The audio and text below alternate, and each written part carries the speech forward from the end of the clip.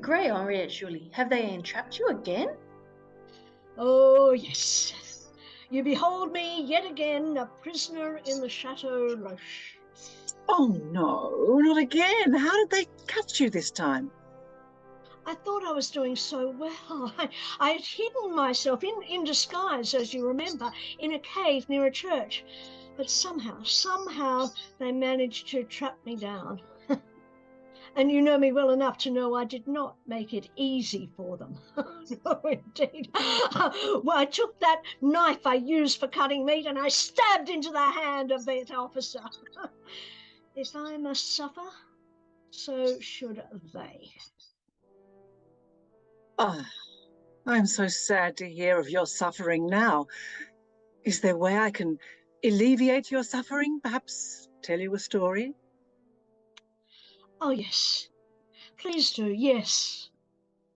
This one is one I've just written. It's called The Ram. Meh.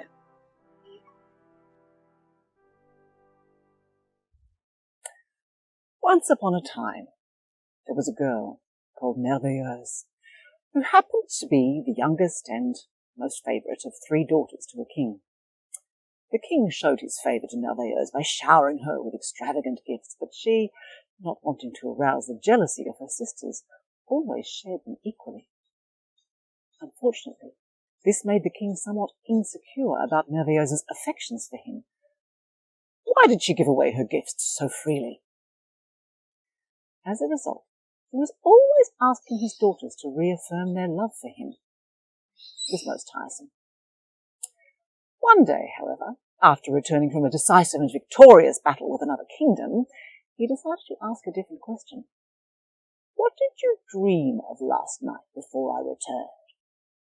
Oh, father, that is a most interesting question, said Merveilleuse innocently. For last night I dreamt that you offered me a golden basin to bathe in.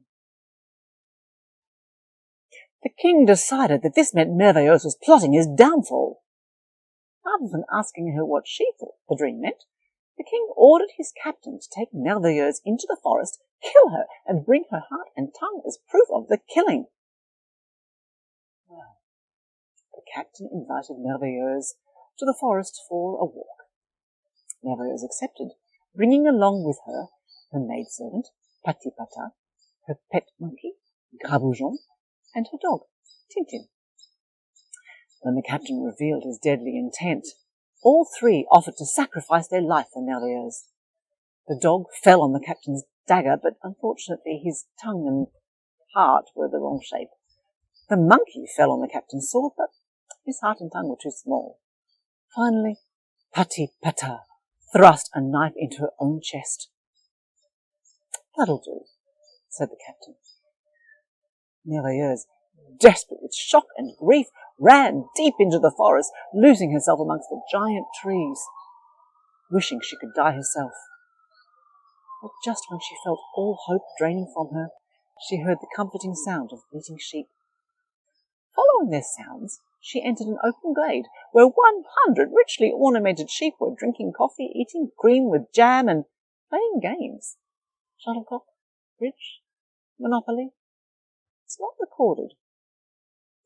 Their king, the ram, was covered with garlands of flowers and ropes of pearls and diamonds. Miraculously, he spoke to Merveilleuse, asking how she came to be in the forest.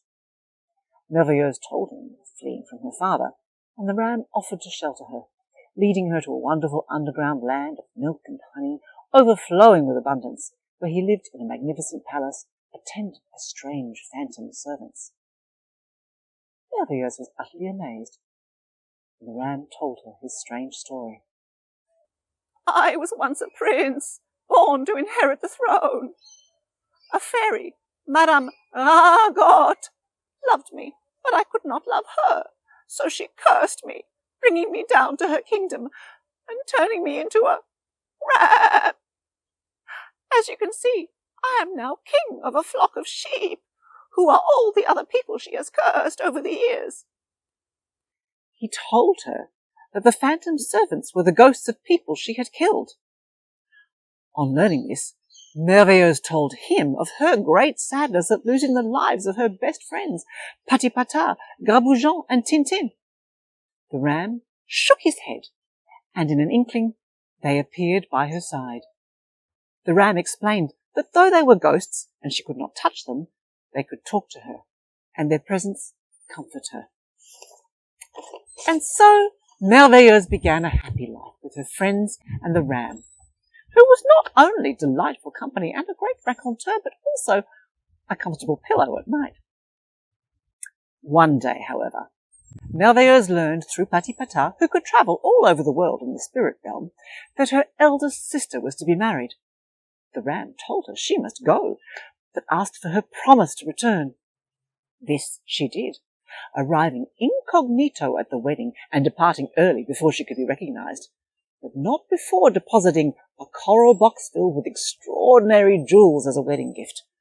The sisters and the king were amazed and vowed to find out the identity of this strange guest. On her return to the ram, Merveilleuse continued her happy life until she learned her second sister was to be married.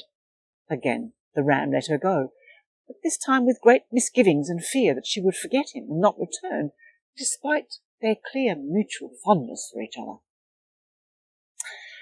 When Merveilleuse returned this time, the king, recognizing her as the stranger who had left the marvellous coral casket, decided to impress her by offering her a golden basin in which to bathe. She threw herself at his feet, saying, "Look, my dream has come true." And instantly the king recognized her as Merveilleuse, the daughter he had so long ago ordered killed, an action he had regretted ever since. The prodigal daughter was returned, and there was much rejoicing in the kingdom, as Merveilleuse had been much loved by the people. Merveilleuse was asked to tell her story over and over again, and as the days passed, the ram became anxious and worried that Merveilleuse had forgotten him. He ran to the palace to find her, but was refused entry by the people who, having heard the tale, did not want their favourite princess returned to the ram. Broken-hearted, he flung himself to the ground, his life force slowly ebbing from him as he faded in Merveilleuse's memory. The moral of the story is that no matter how blessed you are from birth, you can always be the subject to the whims of misfortune, having happiness pulled away from you just when you think you've obtained it.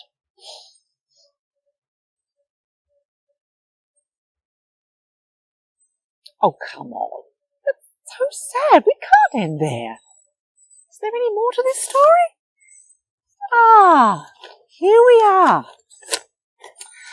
Just at this moment, as Merveilleuse is set to take a tour of the kingdom in a triumphal coach, the ghosts of her dear friends Patipata, Graboujon, and Tintin come to her, and for the first time are able to touch her. Patipata whispers that Merveilleuse's dear ram is dying at the gates of the castle.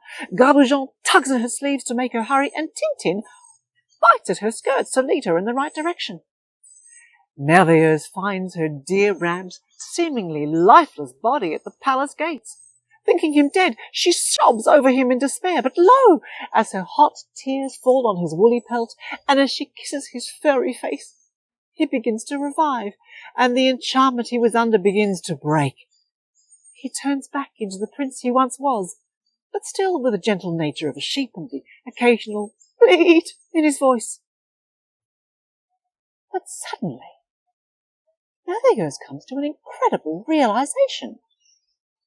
The ram's near death for lack of her love, and her father's actions against her life because he feared she didn't love him, are but two sides of the same coin.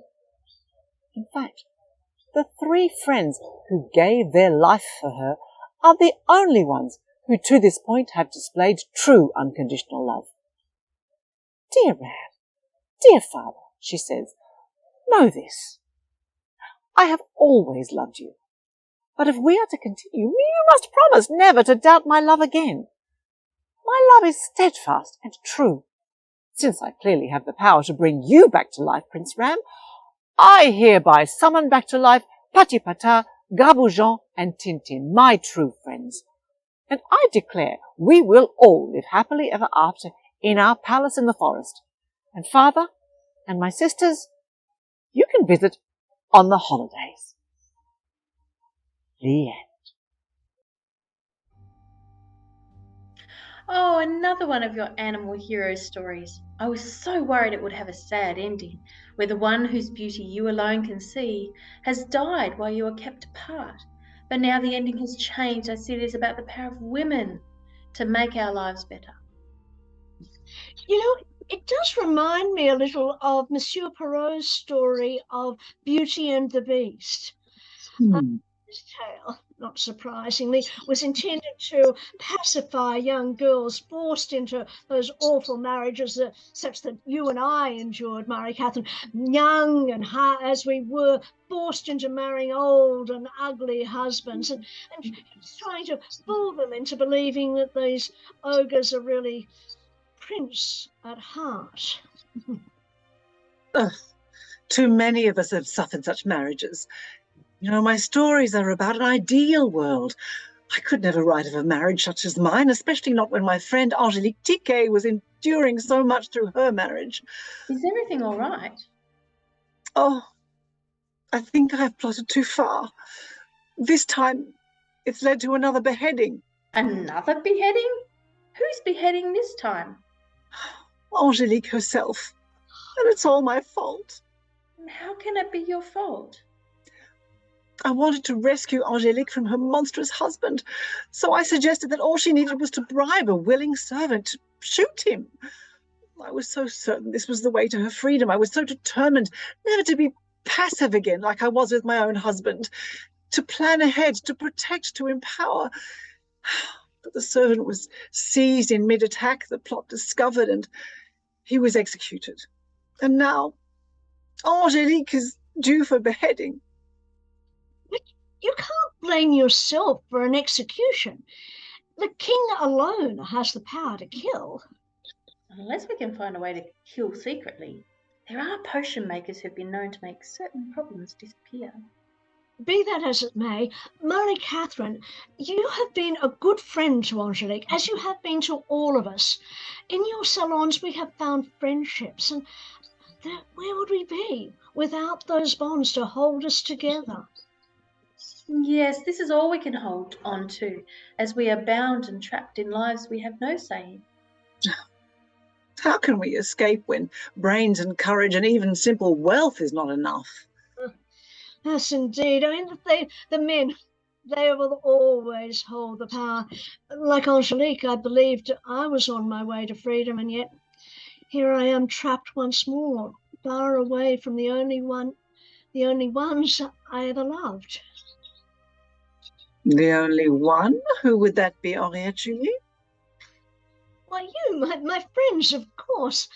Who else could it be? I mean, it would be absurd to think of anyone else, especially one that I had spurned in the past.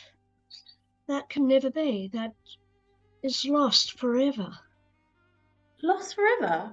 No, it can't be.